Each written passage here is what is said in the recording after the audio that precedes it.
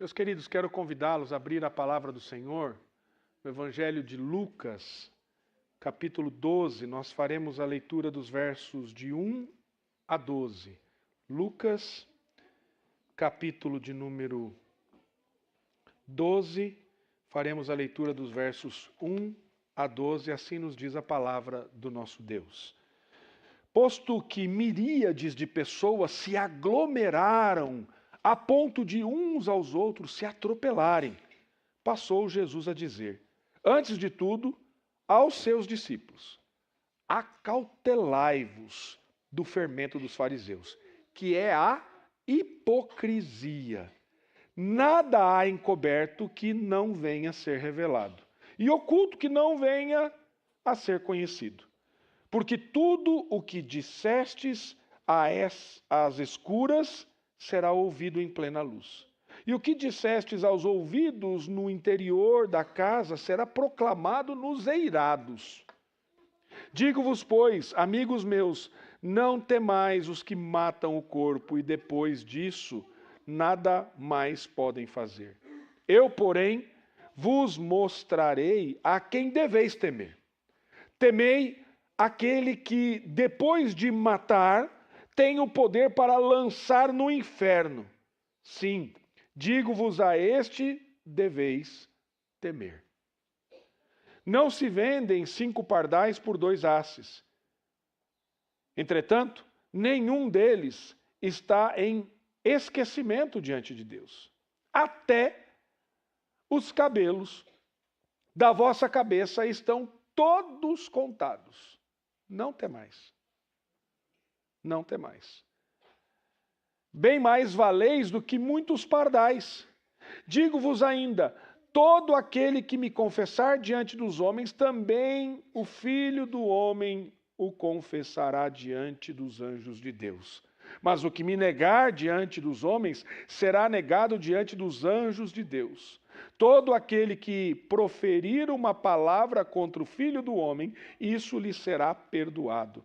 Mas para o que blasfemar contra o Espírito Santo, não haverá perdão.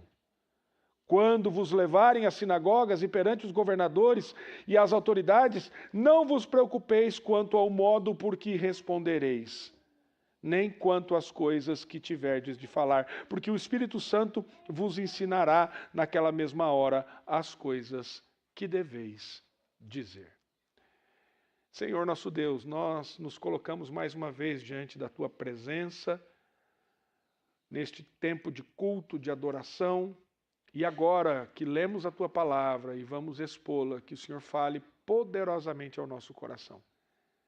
Que sejamos edificados pelo Senhor e que o nome do Senhor seja glorificado na nossa vida. Que as palavras dos meus lábios, o meditar do meu coração, sejam agradáveis na Tua presença. Meu Senhor, minha rocha, meu Redentor, amado da minha alma, em nome de Jesus. Amém.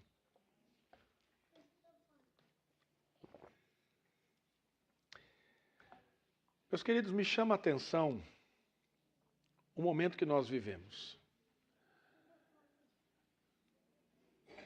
Nós estamos aí desejosos, não sei se alguém aqui foi atrás desse negócio, mas ontem mesmo eu estava na padaria e escutei, aqui nós estamos fazendo o morango do amor. Encontrei uma irmã da Igreja da Lapa, aqui no supermercado, aqui na Vila Romana, e quando eu olho no carrinho dela, morangos e ingredientes para fazer o morango do amor. Eu falei, Jesus misericórdia. Aí eu nem sabia o que era esse negócio, não sei se você sabe, mas está aí. Minha cunhada veio de férias para São Paulo, queria comprar o morango do amor. E foi comer o morango do amor. Agora, por que essa febre do morango do amor? Onde o Brasil todo começou a desejar e comer em 2025 morango do amor. Era maçã do amor. Aí mudou para o morango, né? Por que isso tudo? Porque Você que nunca teve desejo de comer esse negócio, lá em casa fizeram a uva do amor. Nem experimentei, porque falou assim, tão dura que podia quebrar o dente. Minha esposa falou, falei, não vou experimentar, porque pode ficar caro esse negócio, né? Então não experimentei, tá lá. Seminaristas hoje vão experimentar o que sobrou. Eles vão almoçar lá em casa, eu vou dar para eles quebrarem os dentes, né? Mas, por que isso tudo, queridos? Porque hoje existe um negócio chamado algoritmo. E o algoritmo, ele tem direcionado os desejos das pessoas. E por que isso? Porque nós vivemos num momento, e a minha percepção é que nós vivemos num tempo em que as aparências têm muito mais valor do que a realidade. Então você passa a desejar uma coisa que você nunca desejou na vida. Porque o algoritmo diz que é legal e é gostoso e todo mundo está fazendo. E aí você faz o quê? Tira uma foto com o morango do amor. E diz assim para a esposa, te amo, meu amor. Né? E as redes sociais, queridos, elas são uma vitrine. E muitas vezes, uma vitrine de uma hipocrisia moderna. Em muitas ocasiões, o que nós vemos são pessoas mostrando uma imagem que é apenas uma faceta da realidade. Tem gente que está feliz, que está alegre, está postando coisa na internet. Não está feliz, some. Nossa, fulano sumiu, desapareceu. Mas não é porque você não vê ele no culto, porque você não vê ele na igreja, é porque ele não postou mais nada naquela semana. E às vezes o que me chama a atenção é que muita gente mascara as fraquezas e o medo do que os outros vão pensar a nosso respeito. Porque nós vivemos de aparência, nós gostamos de mostrar. E entenda, querido, eu não estou dizendo que é errado você usar as redes sociais e você postar as coisas na internet, e uma viagem que você fez e tudo mais. Não, não é nada disso. Porque o problema não é isso, o problema é a motivação do coração. O problema não é comer morango do amor. O problema não é comer a maçã do amor, a uva do amor. O problema é você com a motivação errada. Que não mostra e querendo esconder uma realidade. Por conta do medo da opinião dos outros. E muitas vezes a opinião dos outros, o temor de homens, nos faz ceder, esconder a nossa fé. E negar o quê? As nossas convicções bíblicas. Moldar a vida mais pela verdade da Escritura do que pelo algoritmo diz que eu tenho que fazer. Para ser aceito. Quando nós olhamos para a Escritura, Jesus conhecia esse perigo. Por isso, nessa passagem, o Evangelho de Lucas, ele prepara os discípulos para enfrentar o medo com o temor correto, com a confissão corajosa e com a dependência do Espírito Santo. Nós teremos medo. Nós vamos ter medo de muitas coisas. Às vezes nós queremos controlar as situações porque nós temos medo de ser expostos. Nós temos medo que alguém pense algo diferente a nosso respeito. Mas o Senhor Jesus, Ele conhece o nosso coração, Ele sabe como nós somos. E na época de Jesus, Ele já sondava ali o coração dos seus discípulos. É interessante olhar para o texto, porque o texto, de maneira muito peculiar, dá este destaque. Ele diz que tinha ali miríades de pessoas que se aglomeraram a ponto de uns aos outros se atropelarem. E Jesus passou a dizer para quem? Para quem que ele começa a falar? Para todo mundo? Antes de tudo, aos seus discípulos. E aí, então, nós vemos aqui no capítulo 11, no contexto próximo, no último texto que nós vimos na exposição na semana passada, que Jesus, ele vai nos instigando a orar, a buscar o Senhor, e ele tem um confronto muito intenso com os fariseus. E agora Jesus se dirige aos seus discípulos com uma mensagem que alcança toda a multidão. Porque Jesus ele não suavizava as demandas do discipulado. O evangelho de Jesus não é esse evangelho que venha para Jesus do jeito que você está e fique do jeito que você está. Não. O evangelho de Jesus é venha como você está e eu vou transformar a sua vida. E você vai ser uma nova criatura As coisas velhas vão passar e tudo se fará novo. Então ele nos chama para uma vida de sinceridade, de coragem, de dependência na presença dele. Diante disso, eu quero falar com você nessa manhã sobre o seguinte tema: temei a Deus, confessai a Cristo e confiem no Espírito Santo. Em primeiro lugar, nós vemos Jesus chamando a atenção para o cuidado com a hipocrisia. E ele diz que o que é escondido será revelado. Verso 1 a 3 diz: posto que miríades de pessoas se aglomeraram a ponto de uns aos outros se atropelarem, passou Jesus a dizer antes de tudo aos seus discípulos: acautelai-vos do fermento dos fariseus, que é a hipocrisia. Nada é encoberto que não venha a ser revelado, e oculto que não venha a ser conhecido. Porque tudo o que dissestes às escuras será ouvido em plena luz, e o que dissestes aos ouvidos no interior da casa será proclamado dos eirados. Jesus aqui alerta para algo muito importante em relação a esse combate que ele estava tendo com os fariseus, por conta do estilo de vida que os fariseus viviam. Porque os fariseus eram esses que queriam postar fotos mostrando uma vida que não era real e verdadeira, que era apenas uma faceta da realidade. Ele diz: cuidado com o fermento dos fariseus, que é a hipocrisia. O fermento é usado em várias passagens bíblicas como símbolo da corrupção silenciosa e crescente, porque o fermento você não vê e ele faz com que as coisas cresçam. Então Jesus usa essa figura para mostrar a hipocrisia e a desonestidade espiritual, apontando para os fariseus e dizendo: cuidado com isso. Porque viver uma vida de aparências é fingimento, é hipocrisia. E o termo hipocrisia vem do teatro grego, ou seja, um ator que encarna um papel, que usa uma máscara. Essa é a ideia da palavra hipocrisia. E é assim que os fariseus viviam. Externamente, você olhava para eles, pareciam homens piedosos, mas por dentro o seu coração estava cheio de orgulho e de incredulidade. E Jesus não tolera esse tipo de dissimulação espiritual. E mais, meus irmãos, o que ele diz aqui? Ele diz que tudo aquilo que está escondido, aquilo que está oculto, será revelado.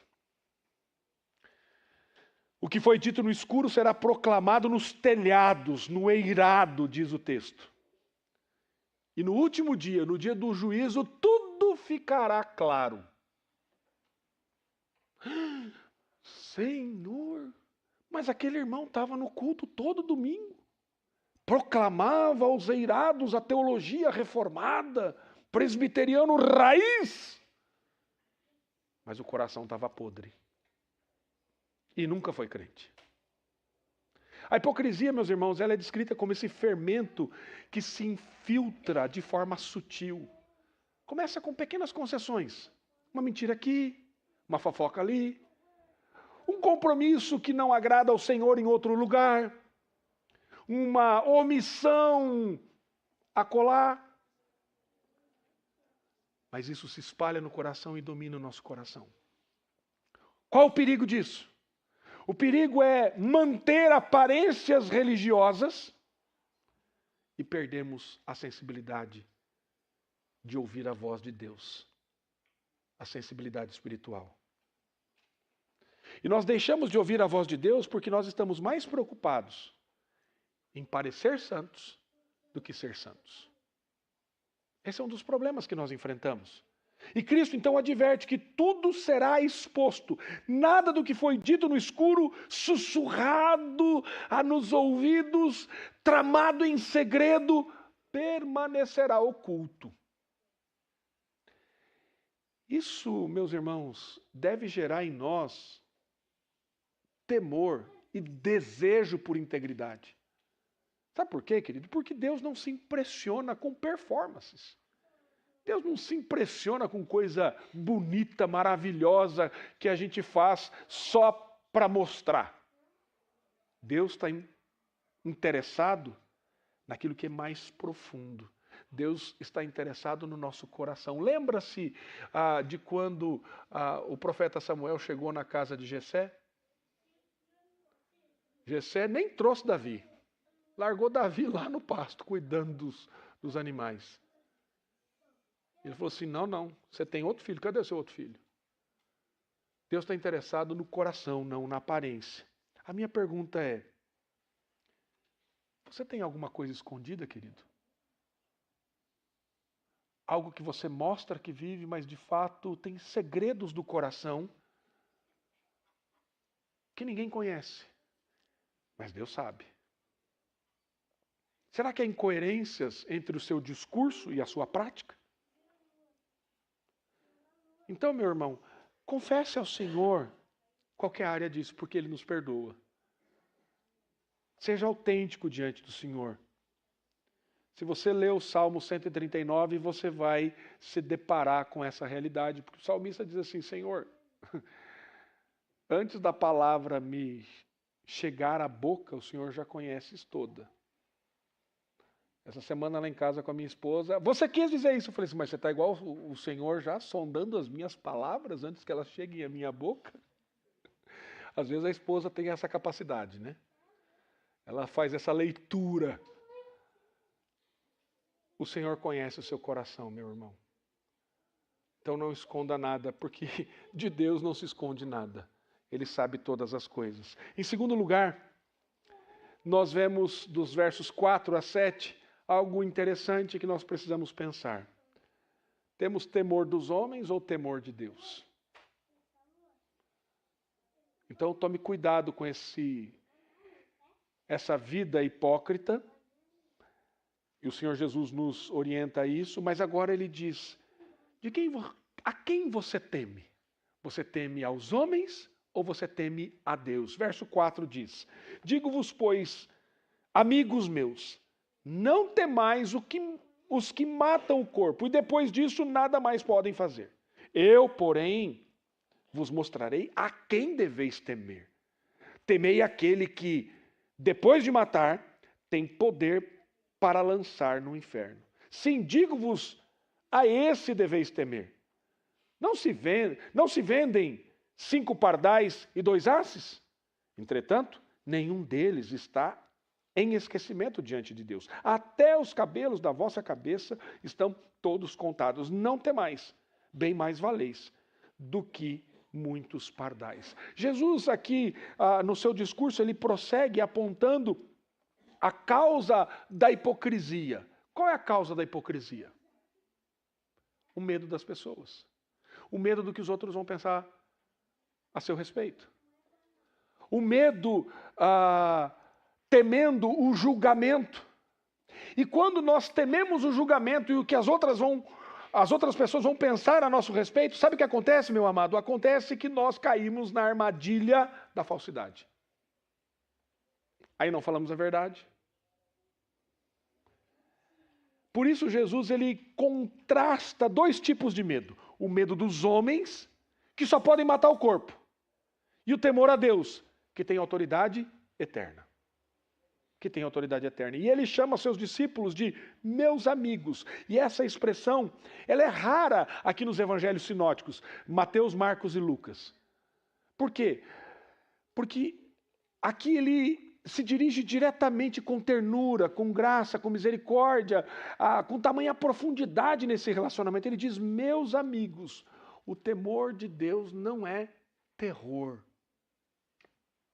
mas reverência diante de quem Ele é, da sua majestade.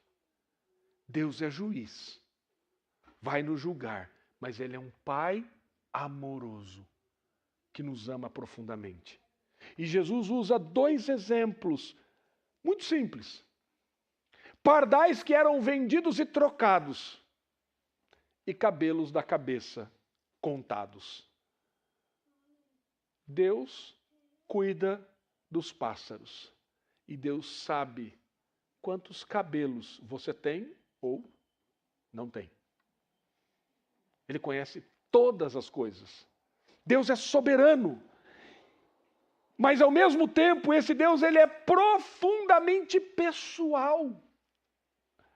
Temer a Deus, meus queridos, é reconhecer a sua santidade, a sua autoridade, o seu poder sobre a nossa vida e sobre toda a eternidade. É temê-lo como aquele que pode lançar no inferno, mas também é confiar em seu cuidado paternal. Porque ele cuida dos pardais e de cada fio de cabelo nosso. Ele não é um tirano, mas é um Pai celestial. E nós aprendemos que o temor do Senhor é o princípio da sabedoria. Então, é o temor reverente que leva-nos ao quê? A obedecer à Escritura, a obedecer à palavra em resposta àquilo que Deus é, para vivermos em santidade e fidelidade. Então, é esse temor que nós precisamos cultivar, meus queridos, pois ele vai libertar você de algo muito terrível que assola o seu coração, que é o medo da opinião das pessoas. Porque às vezes nós vivemos escravizados, presos, pensando no que os outros vão pensar ao nosso respeito. Isso é um fardo que você não deve carregar. Porque eu não preciso temer os homens. Você não precisa temer os homens. Ficar preocupado com o que vão pensar a seu respeito. Mas, quando nós tememos ao Senhor, nós somos libertos da escravidão deste temor de homens. E nós somos conduzidos à verdadeira liberdade para servir ao Senhor. O que você tem mais temido, querido? As pessoas? Aquilo que eles pensam a seu respeito? Ou você tem temido ao Senhor? Você teme as opiniões, a rejeição, as perdas? Ore pedindo ao Senhor que Ele liberte você disso. Mas em terceiro e último lugar, nós vemos o Senhor Jesus nos chamando a atenção agora, nos versos 8 a 12, para confessarmos a Cristo com coragem e dependermos do Espírito Santo. O texto diz: digo-vos ainda, todo aquele que me confessar diante dos homens, também o Filho do Homem o confessará diante dos anjos de Deus. Mas o que me negar diante dos homens será negado diante dos anjos de Deus. Todo aquele que proferir uma palavra contra o Filho do Homem, isso lhe será perdoado. Mas para o que blasfemar contra o Espírito Santo, não haverá perdão. Quando vos levarem às sinagogas e perante os governadores e as autoridades, não vos preocupeis quanto ao modo por que respondereis, nem quanto às coisas que tiverdes de falar, porque o Espírito Santo vos ensinará naquela mesma hora as coisas que deveis dizer. Por isso, nós precisamos confessar a Cristo com coragem no meio do mundo que nós vivemos e depender do Espírito Santo. A resposta ao Senhor e a verdadeira resposta ao temor do Senhor é essa coragem de confessar com fé. Você tem tido coragem de confessar a Jesus? De falar quem é Jesus? De falar que você serve ao Senhor? Jesus diz que aquele que o confessa diante dos homens será confessado diante dos anjos de Deus. Mas quem o nega, será negado. É uma linguagem judicial aqui, escatológica. O Filho do Homem é o juiz. Nós vemos isso lá no livro de Daniel, no capítulo 7, versos 13 e 14. O Filho do Homem. E confessar aqui, queridos, não é apenas falar. Jesus é o Senhor da minha vida.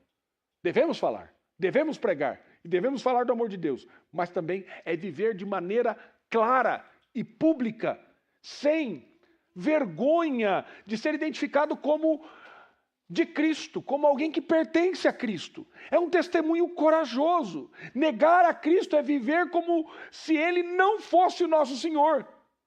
Como nós cantamos aqui, Ele é o centro de tudo que há. Será que Jesus é o centro da sua vida em todas as ocasiões? E naquela oportunidade que você tem de proclamar e professar a sua fé em Jesus e falar do amor de Deus, e nós nos calamos, o que nós estamos fazendo com isso, meus amados? Será que nós não estamos negando o Senhor? E Jesus aqui, ele toca num ponto delicado. A blasfêmia contra o Espírito Santo.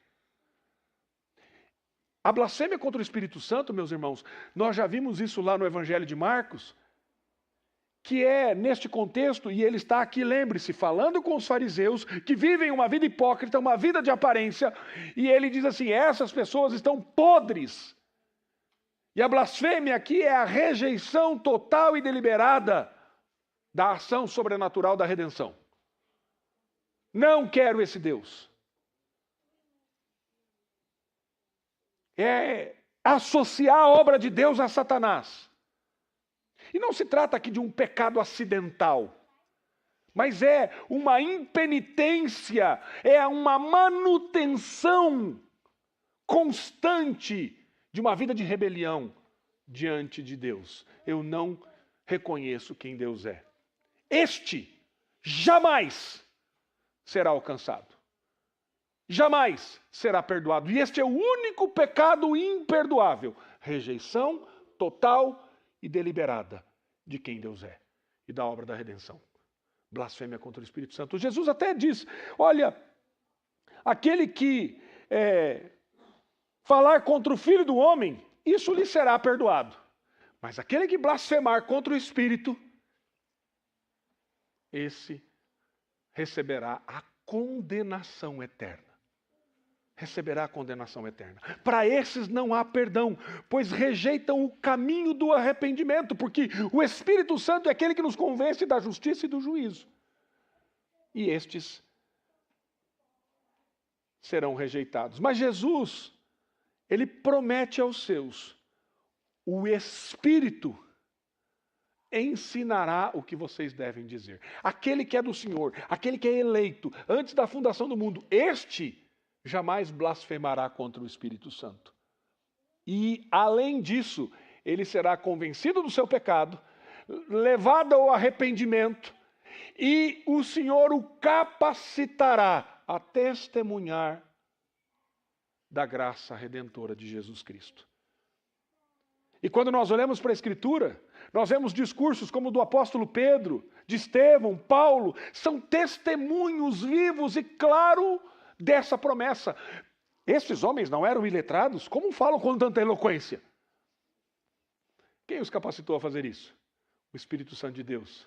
Atos capítulo 4, verso 8 nos diz que Pedro, cheio do Espírito, falou com ousadia. Atos capítulo 7 mostra Estevão proclamando a verdade diante daqueles que o apedrejavam. Por isso, meu irmão, a missão da igreja continua. Ainda hoje somos chamados a confessar a Cristo onde o Senhor nos coloca, em ambientes hostis, confiando que o mesmo Espírito que capacitou Pedro, Estevão, Paulo e tantos outros, ele nos capacita para com coragem proclamarmos a mensagem da redenção, para testemunharmos da graça, porque Ele habita em nós. E o nosso Deus nos orienta, e Jesus aqui diz a nós que possamos depender deste Espírito.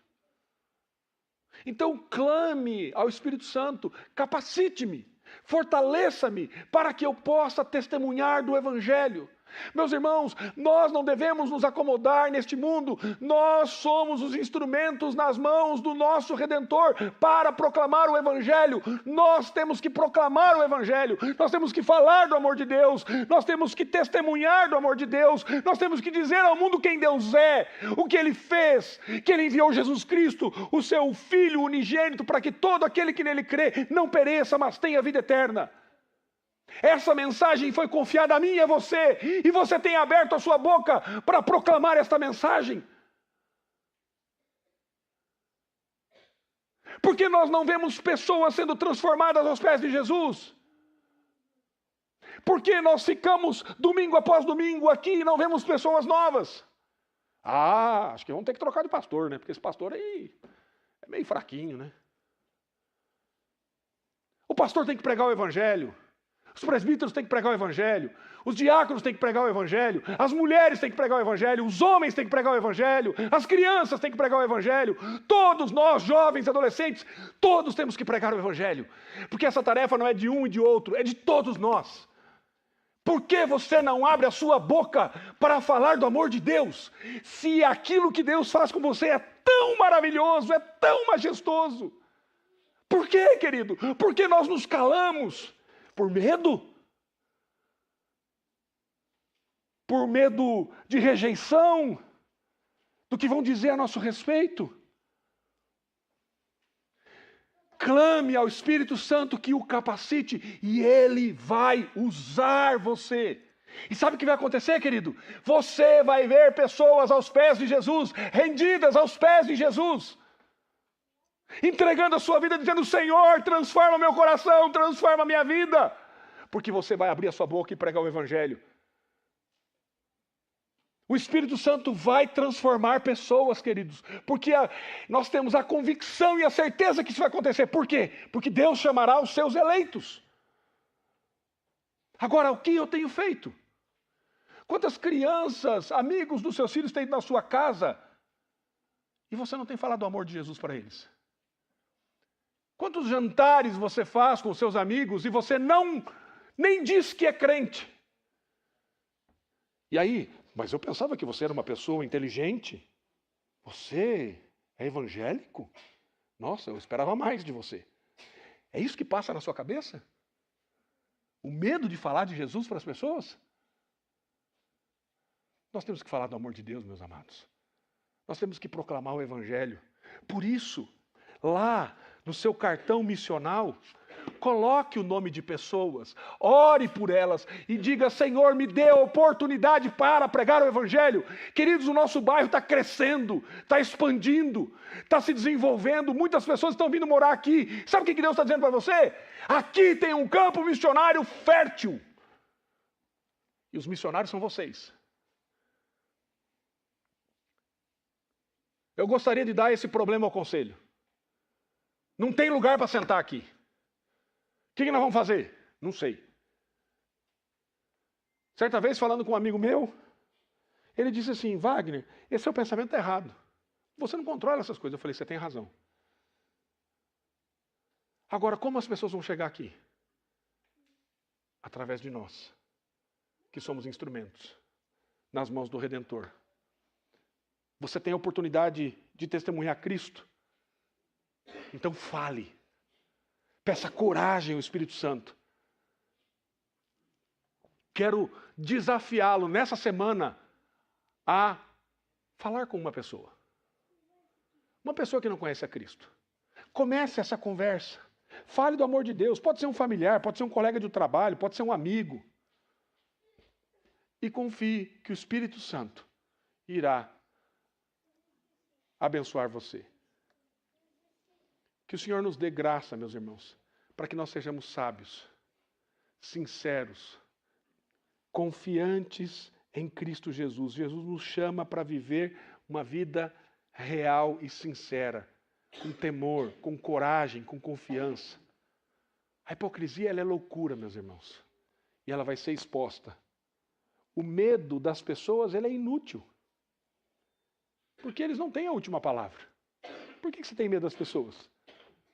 O que eles vão fazer a seu respeito? Eles não têm a última palavra. Quem tem a última palavra é Deus. A confissão de Cristo, ela é essencial. Por quê? Porque ela revela quem nós somos e a quem nós pertencemos. E o Espírito Santo está comigo, está com você. Para quê? Para capacitá-lo, para ajudá-lo, para dar coragem a você diante dos homens, para testemunhar da sua graça. Desejo do meu coração é que você fale de Cristo com firmeza. E quando não souber o que dizer, descanse. Porque você vai falar. E você vai falar assim: pastor, pois eu tive uma situação essa semana que eu não sabia o que falar. E daqui a pouco começou a vir palavra, começou a vir texto bíblico que eu nem lembrava que eu sabia. E eu orei pela pessoa. E não é que a pessoa entregou a vida a Jesus, pastor? Pois é isso que vai acontecer, se você abrir a sua boca para falar do amor de Deus. Que Deus nos dê graça, que Ele nos capacite a sermos uma igreja proclamadora, e que vivamos pela fé no nosso Senhor e Salvador Jesus. Que o Senhor nos abençoe em nome de Jesus. Amém.